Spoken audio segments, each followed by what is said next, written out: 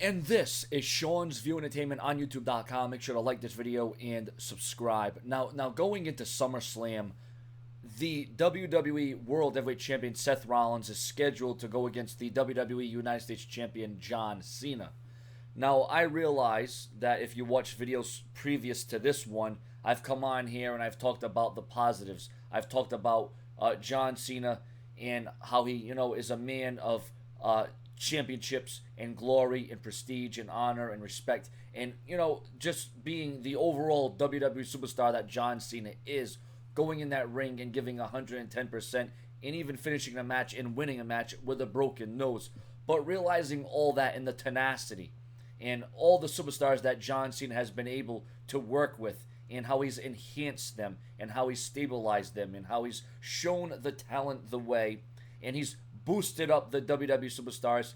He's been given an important role to legitimize the main roster's mid-card talent, because the mid-card hasn't had this much credibility in a long time. And once again, I can come on here and rant and sing the praises of John Cena and talk about all the good that he has done and what he represents and what he stands for.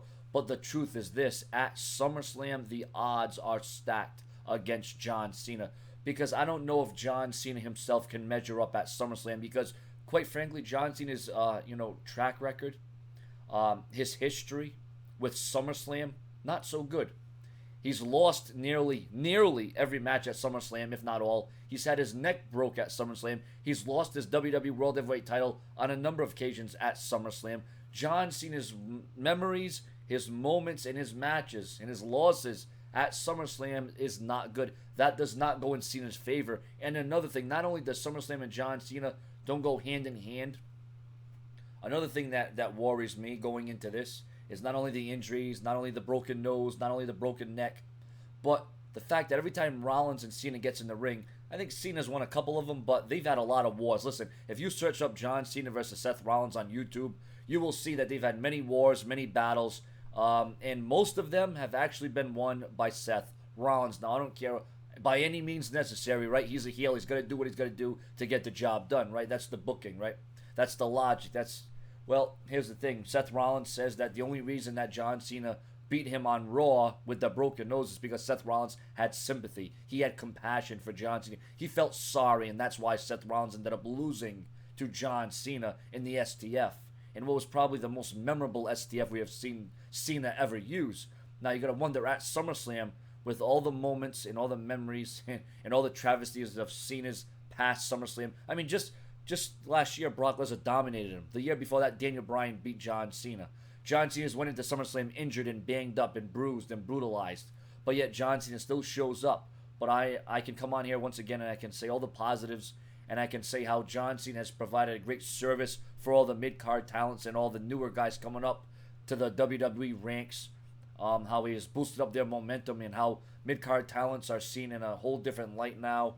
But at the end of the day, John Cena, he's in a jeopardizing position. The odds are stacked against him. John Cena is facing a detour come SummerSlam versus Seth Rollins, because who's to say that Seth Rollins doesn't have a backup plan? Who's to say that Seth Rollins is going to come up with a plan A, B, or C?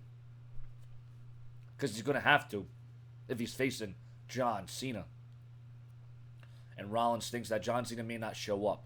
John Cena may not be the man. John Cena may be the man that runs the place with the broken face. So, at the end of the day, I have to realize, as much as I'm a Cena fan and I follow his career and I understand what he's doing and what he represents, and his beliefs and his values and his morals but at the end of the day, when you look at John Cena in SummerSlam, it doesn't mix like peanut butter and jelly. It doesn't go together like peas and carrots. It's not all sunshine and daisies. And John Cena needs to realize that, because John Cena got dominated by Brock Lesnar. He got beat by Daniel Bryan fair and square right in the middle of the ring. He's lost to Randy Orton at SummerSlam. Like I said, ladies and gentlemen, do you see the theme here? Is John Cena going to finally break the tradition of SummerSlam not being in his favor? Is John Cena going to be able to finally have SummerSlam go in his direction and have SummerSlam go his way? And SummerSlam is a huge event. It's very significant. But when you're looking at John Cena in SummerSlam, and if you're a betting man, you probably shouldn't have bet on John Cena at SummerSlam. And it's funny because another WWE Hall of Famer who didn't have a stellar highlight at SummerSlam or great wins in the category, Stone Cold Steve Austin, who also had his neck broke at SummerSlam. John Cena had his neck broke at SummerSlam in 2008 versus Batista. So, John Cena is in a jeopardizing position. But how many times, how many years have we come on here as fans and said that Cena's back is against the wall and he has to overcome the odds? But SummerSlam just may be one of those black holes that John Cena cannot adjust, he can't get out of, and maybe John Cena has to face facts that maybe SummerSlam is just never going to go the way he wants it to go. Maybe we'll see a pedigree, maybe we'll see an AA, maybe we'll see an SDF, maybe we'll see a curb stomp again, who knows?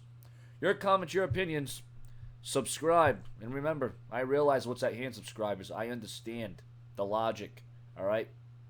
I understand. Subscribe.